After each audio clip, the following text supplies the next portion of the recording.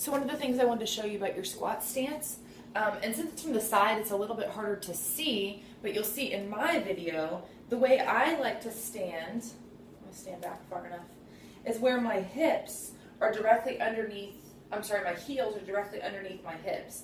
So that when I go down, the heel of my foot is like underneath my butt. And this just reminds me of like when you see a baby playing or something. That's where I can get the deepest without overcompensating with my upper body. So to show you from the side, my heels are right underneath my hips.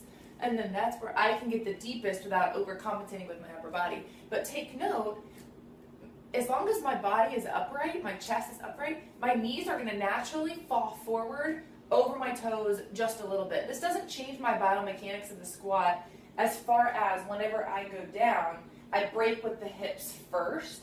I'm not breaking with my knees and leading. I break with my hips.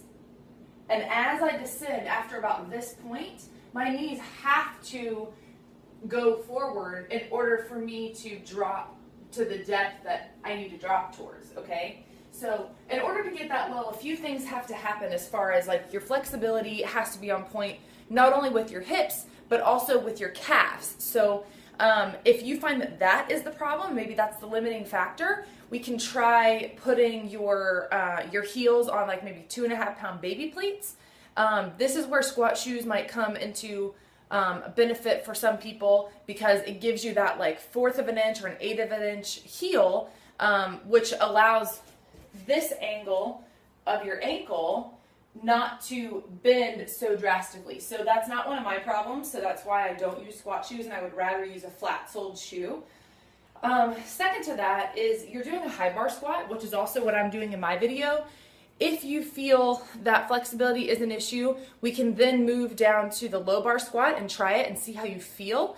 And I can send you videos on that, and I've got a couple of videos of myself doing it, and I think that the squat tutorial setup that I just sent you also has the low bar setup, and she might be doing the low bar. And in that case, you would definitely see a little bit wider stance as being a benefit for the low bar. Still, your feet are going to be turned out a tad, but the low bar is going to sit so much lower on your back, right at your rear delt. Keeping your back flexed is of the utmost of importance. And then when you break at the hips, you will be leaning forward more.